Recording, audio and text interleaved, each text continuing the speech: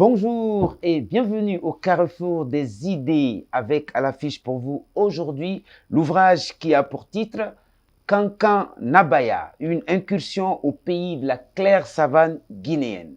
Son auteur, Mamoudou Kabala Kabine Kaba, nous fait un plaisir exquis puisqu'il va nous tenir compagnie tout le long de ce numéro. Mesdames et messieurs, l'émission parenthèse pour le compte d'aujourd'hui, c'est tout de suite.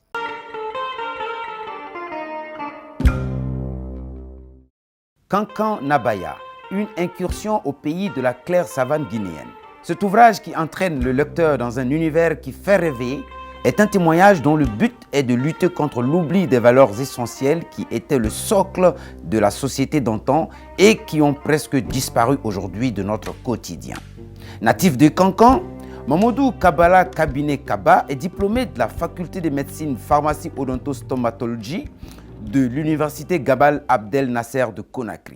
Après un doctorat en médecine, l'Institut de médecine tropicale de Hambourg et le cours OMS d'épidémiologie pour cadre supérieur de la santé de l'Université du Mali, il lui a assumé les fonctions de chef de l'unité épidémiologique de l'équipe nationale onchocercose de la Guinée. Il assume actuellement les fonctions de conseiller du directeur du cours du diplôme spécialisé en ophtalmologie. Il a déjà publié Confidences d'enfants aux éditions L'Harmattan Guinée.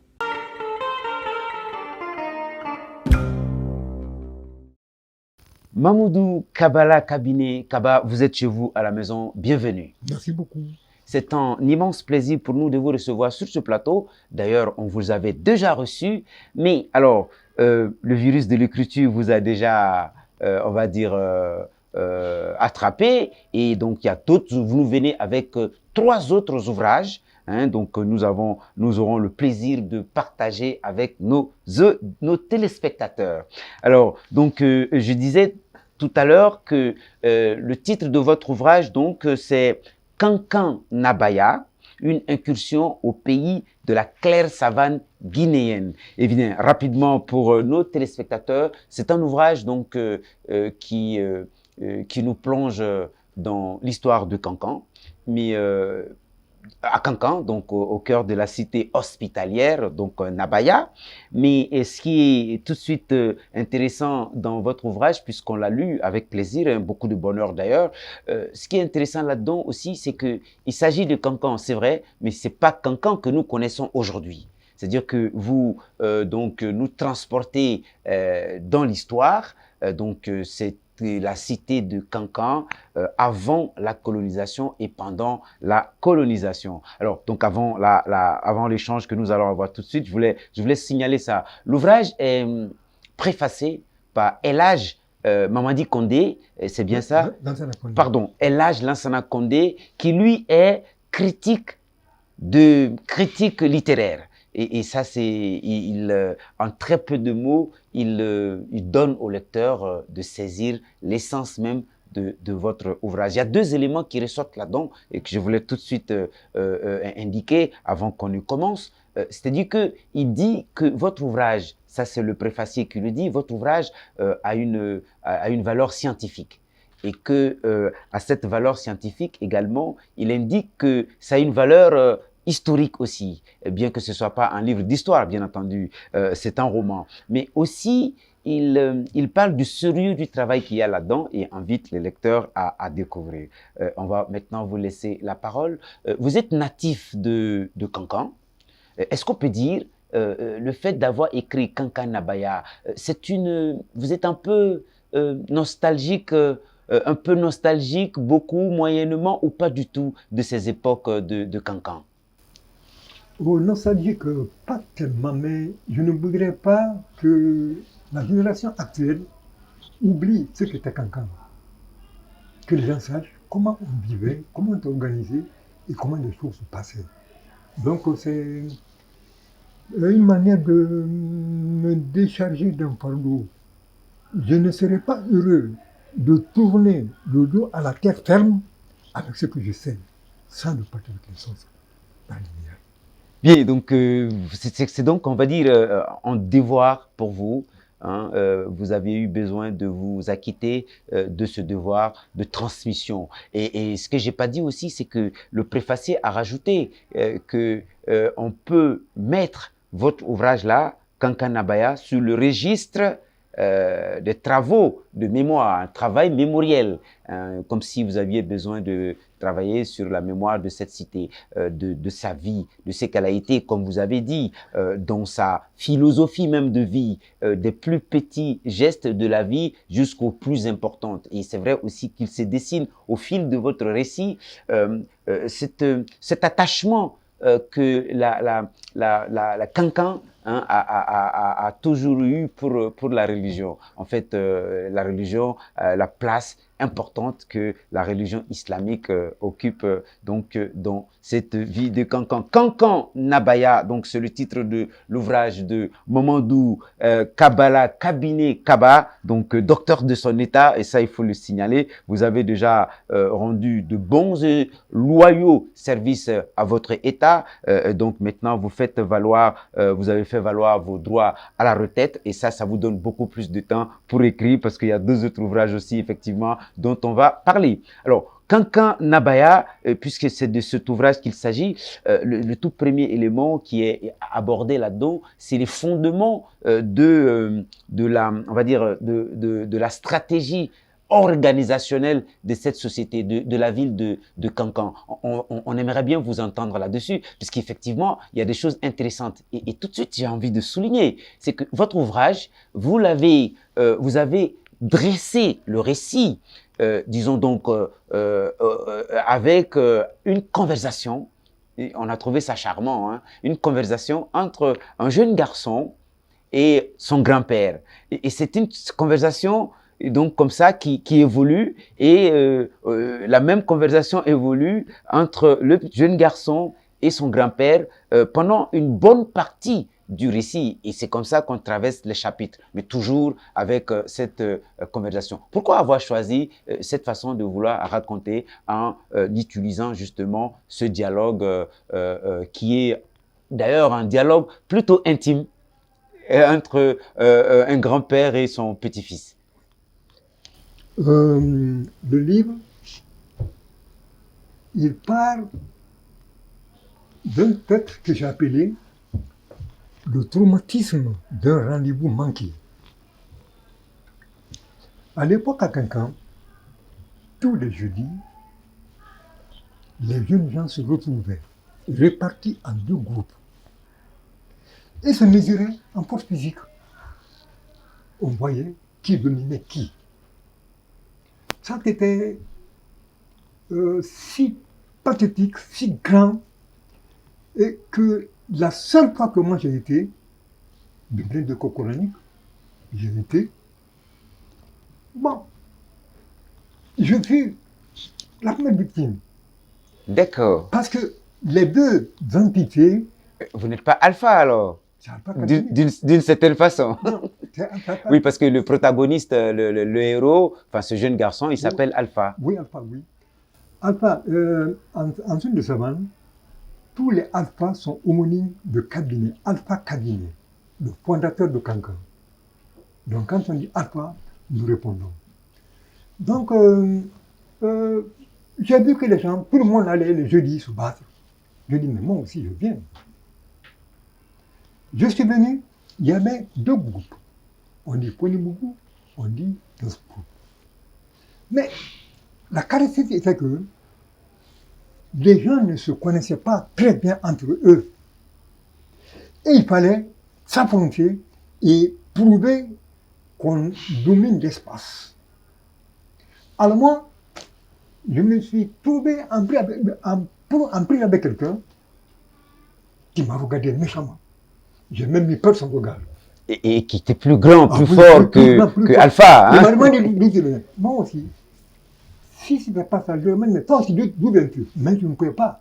Le port n'était pas égal. J'ai hésité, j'ai fini par dire d'où je viens, qui je suis. Ce n'était pas la bonne réponse. Il m'a donné une râpe, un coup. J'ai trébuché, je suis tombé. Mais ceux qui connaissaient l'histoire, qui connaissaient ce métier qu'on connaissait, Quand on me dit, mais ça c'est quelle scène? Vous êtes de la même contrée, du même groupe. Comment pouvez-vous vous livrer un spectacle aussi cauchemardesque? Ouais. À la limite, on va dire barbare, parce que c'est quand même violent. Ouais. Dans votre ouvrage, vous décrivez ça.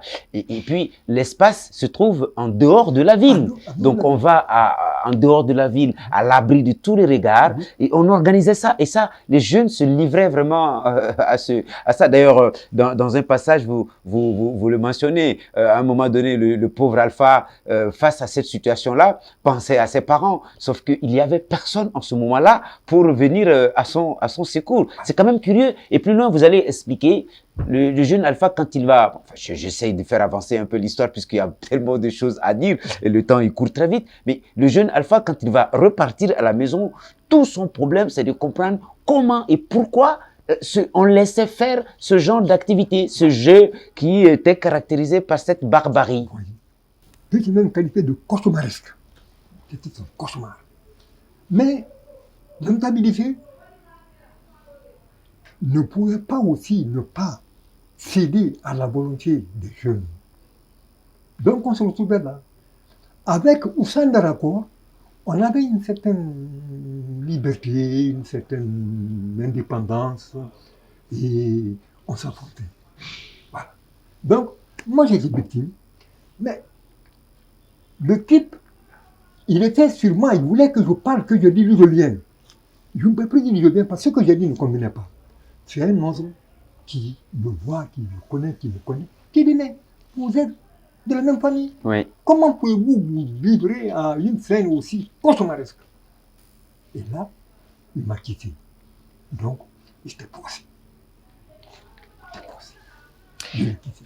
Oui, alors, c'est intéressant. Et ce garçon-là, en ce moment-là, quand il va sortir de là, il avait même honte de lui. Parce que c'est vrai aussi que dans sa famille, l'éducation, c'est aussi, on éduque les enfants à être honnêtes, à être sincères, et donc du coup, à ne pas avoir peur, à être aussi courageux, bien entendu.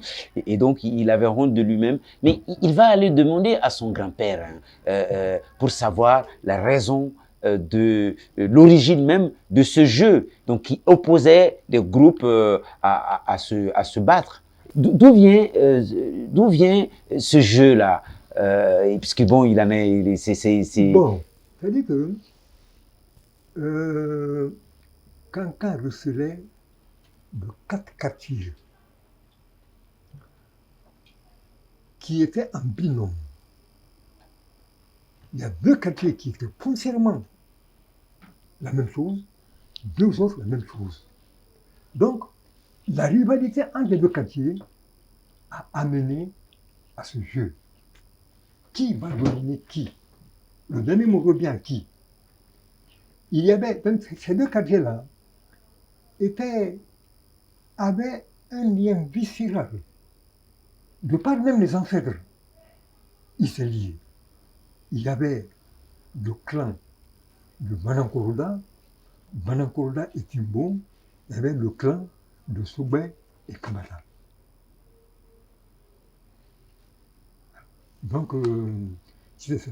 Donc, on voulait prouver aussi que nous vivons, nous avons nos idées, on ne voudrait pas du tout que notre groupe-là nous tienne fort, nous aborde. On va parler peut-être de quelque chose que j'ai relevé dans votre ouvrage qui, pour moi, relèverait du style. Le choix d'introduire votre ouvrage, de le commencer et même de raconter votre récit par le biais de cette conversation. En fait, justement, je reviens là-dessus parce que je l'ai dit tantôt, c'est une conversation entre un jeune garçon et on va dire un vieillard qui était même malade, etc. Donc, le choix d'un vieillard et d'un jeune garçon comme couple de personnages pour porter votre histoire nous renvoie à quelque chose, et vous me direz ce que vous en pensez, au fait que c'est un peu comme si c'est 2 histoires qui sont racontées en une. On a l'histoire à partir du regard d'un enfant et aussi à partir du regard d'un vieillard. Donc le jeune qui représente un peu l'insouciance, parce que bon, quand on est jeune petit garçon, on n'a pas conscience de tout ce qui est, toutes les réalités de la vie. On joue, on s'amuse, on prend beaucoup de risques, etc. Vous en parlez d'ailleurs dans l'ouvrage de l'insouciance de la jeunesse. Mais en même temps, on a un sage, un vieux sage qui a passé un long moment, qui est riche de toute son expérience et de sa sagesse, bien entendu aussi.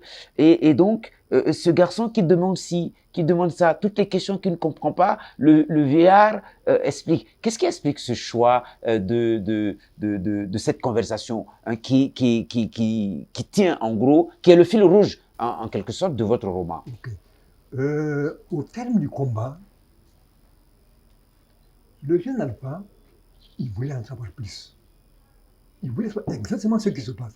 Mais Alpha a son grand frère, appelé Nanyama Mori, malade. Et Alpha l'a approché. Alpha même, la nuit, sans qu'il sache qu'il le nuisait. Il était d'origine française. Alpha lui envoyait le peu de sel. Il lui donnait ce dont il avait besoin pour s'alimenter. Et lui, je parle de cela, il ne pouvait refuser à Alpha aucun service. D'ailleurs, oui, parce qu'effectivement, vous faites bien de parler de ça. Le médecin, il avait été interdit, voilà, au vieux de ne pas manger de sel. Et donc, c'est son petit-fils, Alpha, justement, qui, en cachette, tout le monde pensait effectivement qu'il respectait cette consigne. Et donc, il passait par son petit-fils Alpha, qui lui ramenait sa dose de sel. Et bien, il mangeait et tout ça, tout en secret, hein, bien entendu, même si ça lui faisait prendre des risques. Hein, ce qui dénote aussi de cette complicité. Absolument. Donc, c'est là où Nanyamori, il était là. Tout le monde pensait que c'était une amitié franche. Mais il se détruisait, Alpha le détruisait.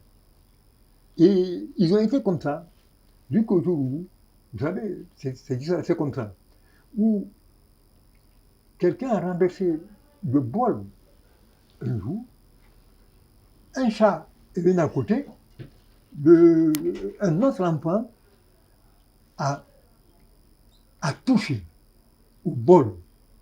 Et on ne sait pas comment, sur la langue, il dit, mais on a mis trop de sel dans la sauce de Nanyamori. Et c'est comme ça que... Oui, le secret de Polichinelle est arrivé. Voilà, c'est comme ça que notre vieux sage avec l'histoire du sel, c'était pas très très sage de sa part non plus. Mais ça reste un personnage très très attachant, très intéressant d'ailleurs. Alors donc on a dans l'ouvrage on va peut-être parler du coton tama. Hein, notamment le chèque d'une preuve de force. Ça, c'était extraordinaire. Cancan était, à un moment donné, l'ouvrage nous apprend, Cancan était menacé par quelqu'un qui n'était pas forcément islamisé, parce que la cité il est beaucoup question de l'islam dans cet ouvrage, mais là on apprend l'islam était vraiment le socle même, on va dire, de l'organisation. L'esprit de l'islam est présent dans tout ce que le Cancanais faisait. Hein, vous avez d'abord pour peut-être parler un peu des bolons, où les talibés viennent apprendre. Donc, c'est toute une cérémonie. Vous parlez d'ailleurs, vous racontez un peu cette cérémonie lorsqu'on envoie des jeunes apprenants du Coran auprès d'un maître coranique. C'est tout un rituel. Les gens viennent. Il faudrait peut-être que vous nous en parliez parce que, effectivement. La famille de Alpha recelait d'une école coranique célèbre, avec deux maîtres d'école de forte réputation, Fodi Kabale Kaba et Laïbounyala Kaba. Émérite, sage. Donc, les gens venaient d'un peu partout dans la cité pour apprendre à côté d'eux. Alors, ils avaient aussi un champ qui était surveillé à tout de rôle par un grand-père. Oui. Et c'était Contre les oiseaux, etc. À l'époque, il y avait dans la cité une idée géniale. Il y avait un homme qu'on appelait Konogbenwolo. Oui. Konogbenwolo, personne ne vous dira qui il est. Il vient maquillé, il vient en plumage, il vient, on ne voit même pas sa figure. Jusqu'au jour où il va trouver que dans le champ, les gardiens sont en train de dormir, les oiseaux en train de s'attaquer à la colle, au grain. Dans le jour-là, vraiment, vous regretterez d'être né. Mais il n'est pas payé. C'est une organisation sociale. Oui, c'est ça qui est impressionnant. Oui, Hein? Oui. Il ne s'est pas payé. Mais il faisait le tour de tous les champs. Tous les champs. Et quand il se prenait, non. Oui. C'était plastique. Donc, le champ de le père de Alpha et le père les pères de Alpha, parce que cette famille tellement unie que le frère et le grand-frère, le petit frère et le grand-frère, on ne savait pas qui était qui. Tellement ils s'aimaient, tellement ils se géraient. Ils s'autogéraient. Bien. Mamadou Kabala Kabiné Kaba est notre auteur, mesdames et messieurs, et on fait donc cet entretien autour de son ouvrage. Alors, on va poursuivre cet échange parce que c'est très intéressant. Vous avez parlé du Konogbo-Wolo, mais avant Konogbo-Wolo, effectivement, ce serait pas mal qu'on en parle dans le tout premier chapitre. Pendant ces affrontements entre les différents groupes de jeunes, et il y a un personnage qui jouait un rôle extraordinaire. Vous décrivez cette personne qui n'est pas un griot, mais qui en fait était l'arbitre de l'arène, entre guillemets, si on peut qualifier ça d'arène. D'ailleurs, vous comparez cette espèce de jeu à l'arène, voilà, vous faites des comparaisons comme ça qui sont pas inintéressantes. Mais je veux dire, ce personnage-là qui, en gros, fait office d'arbitre entre les deux groupes de jeunes qui s'affrontent violemment et qui vous le présentez ce personnage comme quelqu'un de très éloquent. C'est des gens en fait qui voilà, et vous précisez que c'est pas un griot. Oui. C'est les Séréwa. Oui, les Séréwa, justement. C'est des personnages fantastiques. Imbus de toute l'histoire du Mandin, de toutes les familles. C'est pas des griots. Hein. Ils n'interviennent pas pour avoir de l'argent. Ils interviennent pour bâtir les rapports entre les hommes. Pour que le village reste soudé. Dès qu'ils sentent qu'il y a un petit problème quelque part, ils viennent, ils synthétisent, ils parlent, et généralement ceux qui disent, écoutez, le CD est régi et commandé par les enfants des papas. D'accord. De la partie paternelle, quoi. La partie paternelle. Voilà, la lignée paternelle. La partie paternelle. Et là, quelle que soit vos situations, soyez riches, soyez le plus pauvre de Cancan, le mendiant de Cancan, allez chercher à manger dans la rue, vous serez le chef. Personne ne vous contestera. Personne. Et là, si on voit que vous avez des tares psychologiques, celui qui vient après vous, il s'approche. Déjà, il commence à s'exercer au pouvoir. Mais c'est jamais vu. Et quoi qu'on passe, moi je suis de la famille maternelle. Je ne serai jamais cérémonie de Cancan. D'accord. Jamais. Oui, parce que c'est pas prévu comme ça. Et il n'y a pas de frustration, ça n'organise pas. Non. Pas du c'est tout. admis. Pas du tout. Oui. Mais pas du tout.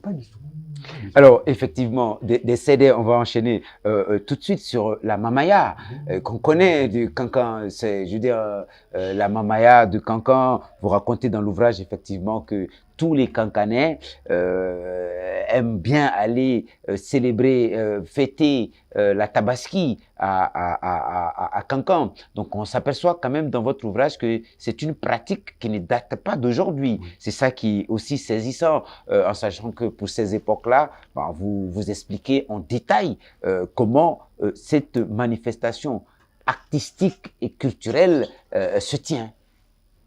La Mamaya, en fait, n'est pas une création de Kankan.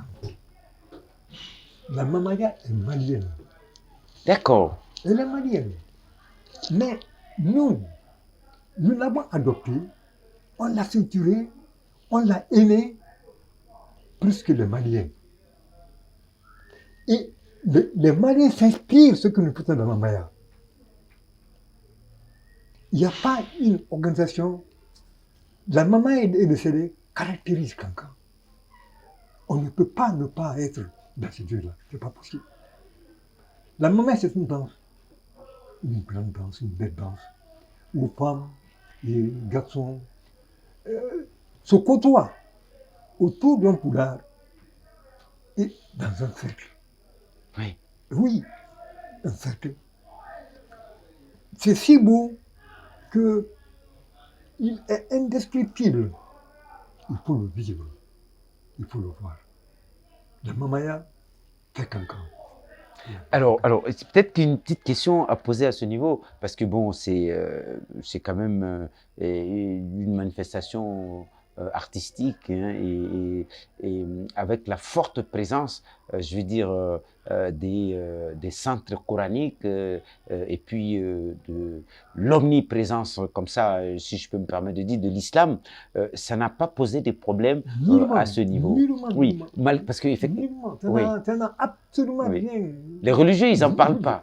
Mais c'est cela même qui construit la ville de Kankan. Les CD constituent la Mamaya. Les CD s'investissent bénévolement dans la construction de la cité. Mais si vous voyez, le CD est devenu même un instrument de développement à Kankan aujourd'hui. Il construit des centres de santé. Il construit des écoles. Donc, ça n'empêche pas du tout l'autorité religieuse. Et ça a cette particularité quand même, parce que bon, on le lit dans votre ouvrage, cette particularité-là, je ne la savais pas avant de vous avoir lu, avant de lire votre ouvrage. C'est-à-dire que ça touche tout le monde en fait. Tout le monde. Et c'est des générations en génération, et ça veut dire que vous appartenez d'une manière ou d'une autre à un CD. Et même, admettons, à 50 ans, 60 ans, 70 ans, Mon père appartenait à un CD. Votre père à vous? Oui, oui. Ah oui, c'est ça qui est quand même... C'est cyclique. Oui, voilà, justement. C'est cyclique. Cette particularité, c'est cyclique. moi, je ne la savais pas. C'est cyclique. En général, un CD regroupe les éléments du même âge. Et entre deux CD, il y a en réalité 4 à 5 ans. 4 à 5 ans, ceux qui sont sur le podium, ils quittent. Ils quittent le podium. Ils quittent le podium. Oui. Mais les liens qu'ils ont tissés restent. Ils savent qu'ils sont du même groupe, enfin, entre guillemets. Non seulement ils restent, mais ils font tout pour que ceux qui viennent après eux, ils les aident aussi à développer. D'accord, des activités dans la cité. Oui. D'accord. Alors, donc, en fait, ça veut dire que c'est ceux qui sont sur le podium, alors, ils ont 5 ans. Je veux dire, je ne veux pas dire règne, mais d'activité, Mais quand d'activité, ça ne veut pas dire qu'ils meurent après les 5 ans. Non. Ils restent vivaces. Ils deviennent des conseillers pour ceux qui sont sur le podium. Oui, alors, et ça, c'est très charmant, c'est pas faux, ça, c'est vraiment charmant. C'est que tous les CD ont un nom. Là, dans votre ouvrage, vous expliquez que les 4 parties, vous avez les CD Djamana Dia, avec tout ce que ça peut dire. Bouriaya, Djamana, c'est la cité, c'est la terre, Hermakono, c'est le bonheur, Dandeya, c'est la frontière, c'est l'interpénétration. Oui, mais qu'est-ce qui explique cette différenciation en donnant des noms et dont on sait que les noms tiennent à quelque chose? Doudia, par exemple, Djamanadia, etc. Dites-nous-en quelque chose. Mais l'appellation ne vient pas d'aujourd'hui. Ça vient de Atakadine. D'accord. Ça vient à l'origine même de Cancan.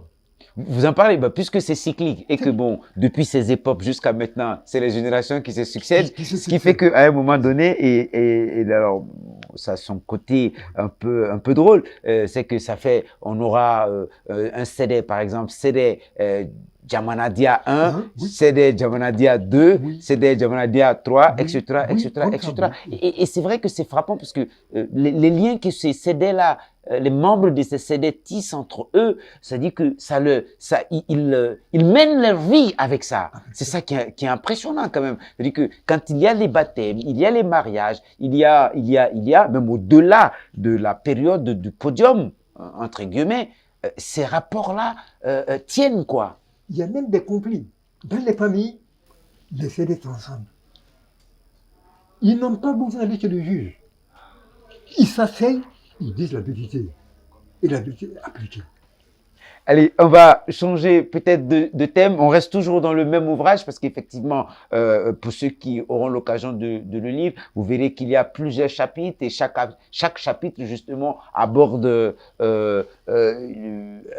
une problématique, une thématique, quelque chose d'important dans la vie et dans la cité de Cancan, la vie en tout cas dans cette cité. Et puis effectivement, on l'a pas dit, mais effectivement, la télé est suivie, on est suivi un peu partout. Tout le monde n'est pas guinéen parmi nos téléspectateurs, mais c'est important de le dire, c'est que Cancan est donc justement fait partie du Mandé. Vous parlez de Claire Savane. Bon, ça c'est lié, je veux dire, à la végétation, à la végétation. Et puis, donc, justement, mais c'est aussi vrai que Cancan est une partie, et ça, il faut peut-être le dire, vous me direz ce que vous en pensez, mais Cancan est une partie de Manding. Absolument. Et donc, ça veut dire que cette organisation sociale, justement, islamo-sociale, si je peux me permettre de le dire, se retrouve aussi dans tout le Manding. Oh, pas forcément. Pas forcément. Pas forcément. Alors, dites-nous, quelle est la particularité pour Cancan? Ce que je sais, Alpha Cabinet a été un sage. Vous en parlez dans votre ouvrage, ça c'est sûr. Il a été un sage. Si bien que même ses invocations étaient exaucées. Hein. Oui. Il était inspiré. Et la notion de fédère est propre à Cancan. C'est rien, je ne dis pas, c'est à Cancan. Fédère caractérise Cancan. Sédé caractérise Cancan, toute l'histoire des Sédé, toute l'histoire authentique, il faut le souligner, de la Mamaya de Cancan, donc dans cet ouvrage de Kankanabaya, de Mamoudou Kabala Kabinet Kaba, qui est notre auteur du jour, mon ami personnel et mon auteur aussi. C'est un plaisir de vous recevoir sur le plateau de Parenthèses, bien entendu.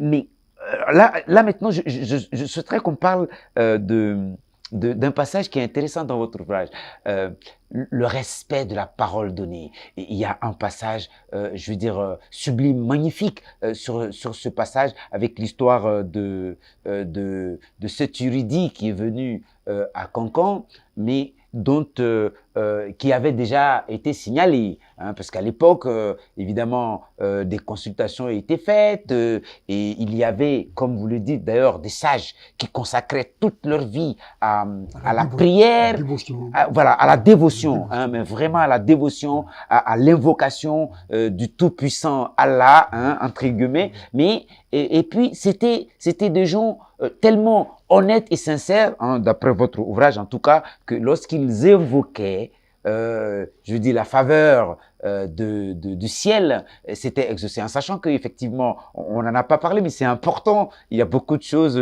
on est talonné par le temps, mais c'est que Cancan était aussi une ville, commerçante, mais aussi une ville d'agriculture. Je veux dire, dans beaucoup des passages de votre ouvrage, on apprend plein de choses sur les liens et les interprétations et les significations qu'il y a entre ce que les hommes ont dans leur façon de vivre et puis leur rapport avec la nature. Hein. Comme par exemple à Thierry, on va sauter pour aller vers la fin, ce nuage de chauves-souris qui s'abattaient sur le village et même la façon dont les nids d'oiseaux étaient confectionnés par les oiseaux donnait c'était des sujets à interprétation. On pouvait comprendre il va y avoir beaucoup de pluie ou moins de pluie. Et puis, c'est toutes ces histoires aussi de sécheresse, de manque de pluie et que, voilà, toutes les prières aussi qui étaient faites à ces occasions-là. Il y a 2 points. Et Kankan Nabaya, Kankan que je connais, où j'ai vécu jusqu'à cet âge-là, nous, on cultivait la pomme de terre. Oui, vous en parlez dans la pomme de terre, donc, très bien Kankan. Mon père était l'un des premiers à cultiver la pomme de terre à Kankan. Si bien que tous les Blancs qui venaient passaient par notre famille pour dire aux papas qui sont là, ils habitaient. Ouais. Et vous parlez de monsieur qui est arrivé. Il fut annoncé, les man, Kankan en regorgé. Oui. Il s'attendait quelqu'un. Ce type, il est venu.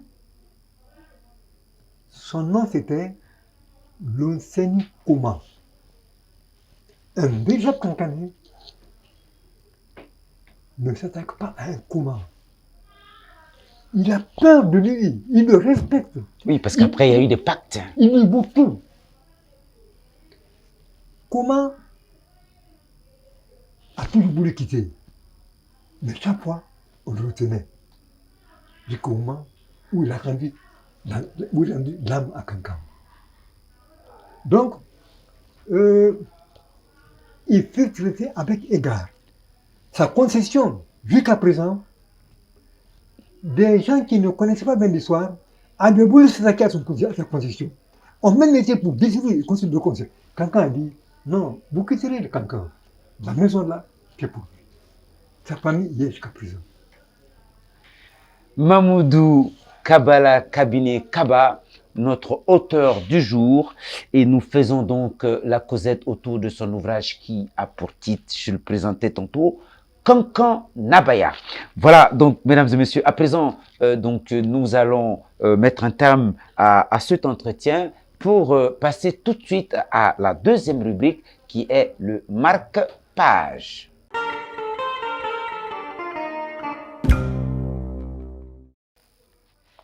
Terre nourricière, terre de prospérité, de dialogue et de respect. Kankan constituait l'épicentre de cette région où il faisait bon vivre. Ici, au premier champ du coq, les habitants se réveillaient ici.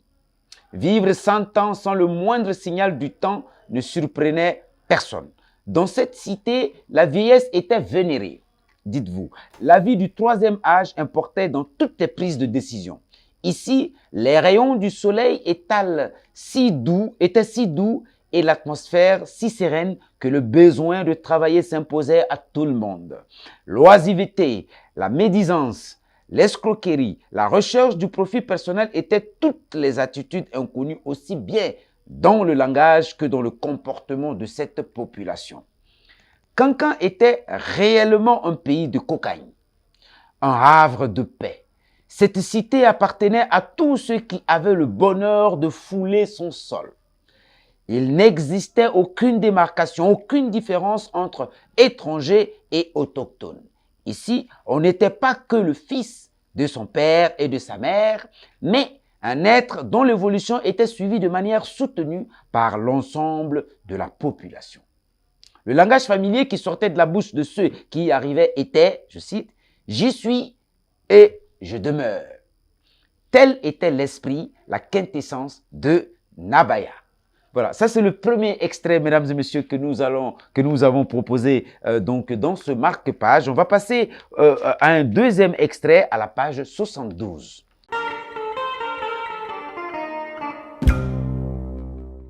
Le djeli de l'événement, de la manière la plus humble, se levait, s'approcha de ses pairs présents sur les lieux en sollicitant auprès d'eux la permission de transmettre le message des anciens. Cette étape, très souvent pleine d'embûches, est le témoignage de respect qu'ils se vouent entre eux. Le djeli, de la manière la plus imaginée, la plus captivante, se joignait à ses compagnes restées dans le groupe bien éloigné des femmes pour transmettre à celles-ci les décisions qui ont découlé des assises. Des cris de joie, des chants, de nombreux cadeaux faits aux djeli, des bénédictions en faveur des anciens de ce mariage témoignaient de l'enthousiasme et de l'adhésion des femmes à la décision des hommes. Dans l'allégresse générale, on levait la séance pour permettre aux participants de prendre leurs ablutions, de se purifier et de réintégrer le groupe pour la prière du crépuscule ou Salat Maghrib. La rencontre des hommes était une pratique courante. Elle ne cessait d'être meublée par les causeries familiales. La jeunesse prenait sa part de cet exercice avec délectation. Partant de claire lune, on allumait un grand feu de bois. De ce bois que rapportaient les surveillants des champs, on y enfouissait igname et patate pour joindre l'utile à l'agréable. Voilà, ça me fait penser au fameux Koukalama. Le dernier extrait, mesdames et messieurs, dans le cadre de ce marque-page que je vous propose, vient du préfacier, voilà, qui a fait un très beau texte et qui permet donc d'ouvrir votre ouvrage. Bien.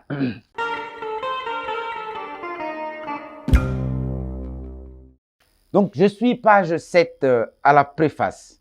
Noble est le travail d'exhumation de ces valeurs culturelles. Plus noble encore est leur diffusion.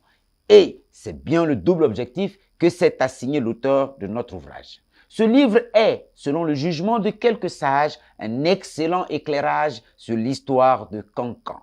On ne peut mettre en doute cette réflexion, car le thème abordé est d'un grand intérêt scientifique pour l'historien qu'intéresse la culture de cette province. En effet, cet ouvrage est constitué par des témoignages vivants, bénéfiques pour la postérité.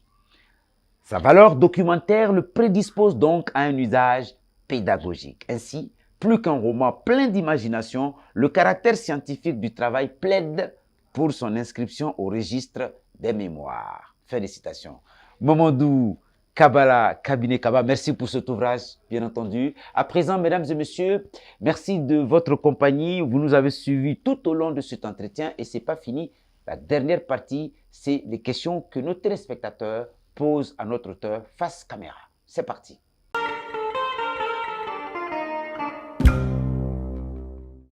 Bonjour Monsieur Kaba, je suis dans Soko Aminata. Je voudrais que vous résumiez votre ouvrage en 3 phrases. Aimez-vous les uns les autres. Attachez-vous à votre terroir. Développez votre terroir. C'est là où commence le bonheur. Merci beaucoup. Bonjour Monsieur Kaba.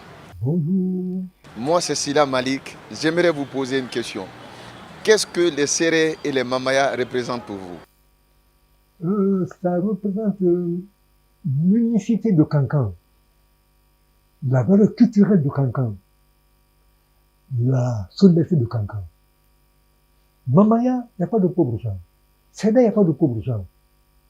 Tout le monde se tient la main et tout le monde a le même objectif, défend le même idéal. C'est la chose du quartier de Cancan. Il n'y a pas plus beau que ça. C'est ce qui fait que vous partez partout dans le monde, la notion de Cancan vous restera. Bonjour Monsieur Kaba, moi c'est Kamara Lansana. J'aimerais vous poser cette question.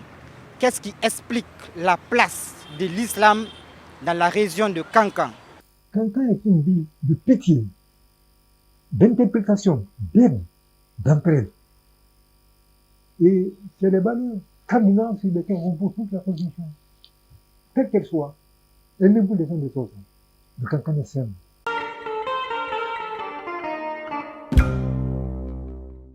Mamadou Kabala, Cabinet Kaba, merci de nous avoir accordé votre temps pour cet entretien. On serait heureux de vous retrouver aussi pour vos 2 autres ouvrages et ce serait avec le même plaisir. Merci beaucoup. Merci beaucoup. Mesdames et messieurs, ça a été un immense plaisir pour nous de vous savoir nombreux en notre compagnie tout le long de ce numéro. On se donne rendez-vous la semaine prochaine avec un autre auteur et évidemment un autre ouvrage. Au revoir.